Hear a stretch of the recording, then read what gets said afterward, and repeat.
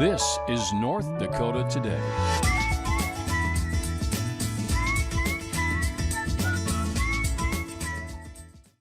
Hey everyone, good morning, good morning. Whistling our way into Wednesday here on North Dakota Today. Thank you so much for joining us. My name is Ashlyn Hill. And I'm Sophia Richards.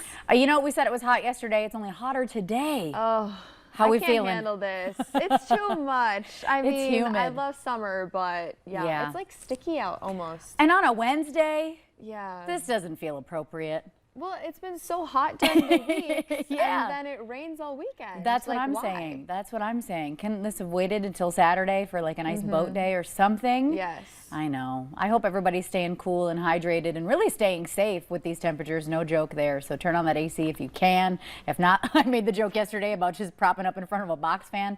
Do what you got to do. Yeah. We're not judging here. It's all about you today. So get comfy. And other news about things that we didn't need, that didn't need to exist. We're talking about mustard Skittles. This new flavor joining the rainbow. Turning up some noses though. So the big announcement today, obviously, it just, things that make you say, ew. The candy maker partnering with French's to make a new tangy mustard flavored Skittle. So this collaboration is all in celebration of National Mustard Day. That's on August 5th. They won't be available in our neck of the woods, though, fortunately, I think. You can only get them from the French's Mobile, and they're only doing major stops in, like, Chicago and Washington, D.C., so we're getting pretty lucky far out away. here. Yeah, yes, that we're going to please be saved. keep them far away. But fans, though, so maybe you love this. Maybe, I'm saying ew, and you're saying, yes, this is the greatest thing I've ever seen. You can enter in an online sweepstakes for a chance to win a package of the Skittles. So August 5th, a big, a big celebration for mustard. I just, what would you eat with that? You would just... A hot dog.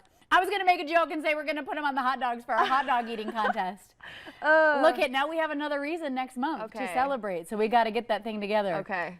No, this but is just really escalating. Like what started as a joke, I feel like has gotten so serious about the hot dog thing. And now it just keeps, the universe is sending me reasons to have hot dog related It holidays. really now has to happen.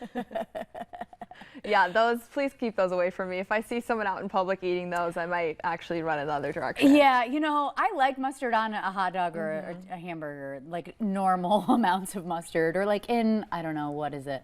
And deviled eggs, it's good, and other salads, it's good, like summer kind of foods.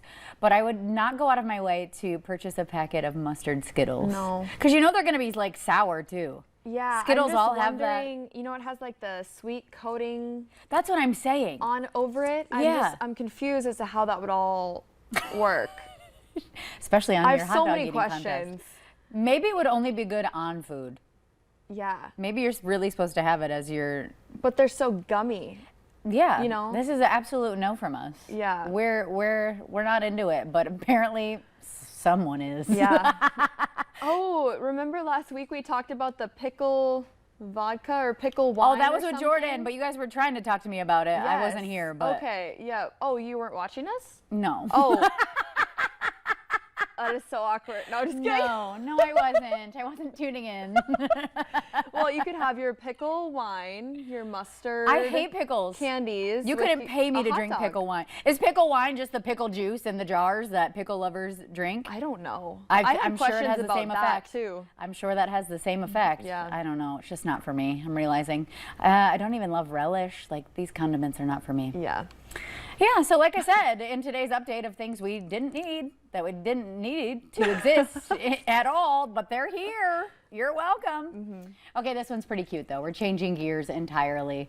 A lot of times I see really cute stories, and it's always a fun little way to head out on a road trip. So last time it was the fish house. We don't want to scare Sophia today. Yep, okay. This is a complete 180 to that. This is just a beautiful chapel dedicated to Christianity and to grasshoppers.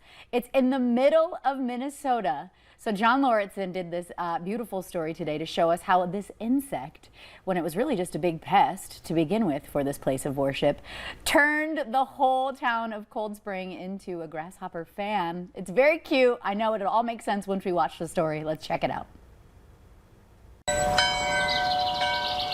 We have people right here in the community that don't know it exists. Tucked away on one of the highest points in Stearns County is a shrine unlike any other. There's something different every time you come up here. It's called Assumption Chapel, but most people call it the Grasshopper Chapel, and for good reason. In the church, the altar boys had to sweep the locusts off the altar so that the priest could say Mass. These locusts were anywhere from 2 to 3 inches long. In the 1870s, Rocky Mountain locusts ruled the land. They spread across Minnesota and ate pretty much everything in sight. When you have a farming community, when your whole livelihood depends on crops, and this happens, I mean... It's devastation. The farmer put his jacket on a fence post 8 o'clock, 9 o'clock in the morning.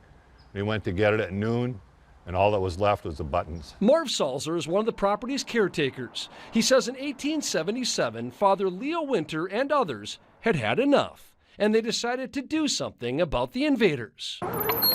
So they built the Grasshopper Chapel to pray away the pests. And almost as soon as construction began, the locusts disappeared, though a spring snowstorm may have had something to do with that. There's a lot of history and a lot of miracles that have happened up here. When the original chapel was destroyed by a tornado, worshipers and volunteers decided to build a new sanctuary in 1952.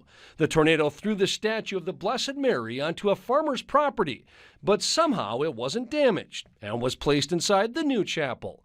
The statue is now 145 years old. For 9 Thursdays in the summer, services are still held, locusts or no locusts. But you don't have to be a churchgoer to appreciate what's happening here. This is a lily. It's definitely a passion for me. Rosie Cord is the chapel's gardener, and she's responsible for the vast array of flowers, which help bring in visitors from around the world. I just love the peace and quiet up here and the significance of the chapel and what it means to people. Even though the chances of another locust plague are slim, the Grasshopper Chapel has found a new purpose, while never losing sight of its insect identity. This has to be the only one that evolves around an insect. I believe you're right. I would say it's a place to come up for inspiration. It's a place to come up for peace, for quiet, for solitude. In Cold Spring, John Lordson, WCCO News. In Cold Spring, so add it to your list for your road stop or your road trip in Minnesota. Your stop on your road trip, I think is what I'm trying to say. The Grasshopper Chapel is open 365 days a year, so you've got plenty of time to head on out. All right, coming up on today's show, history will be coming to life at Fort Lincoln State Park. We chat with North Dakota Parks and Rec right here after the break.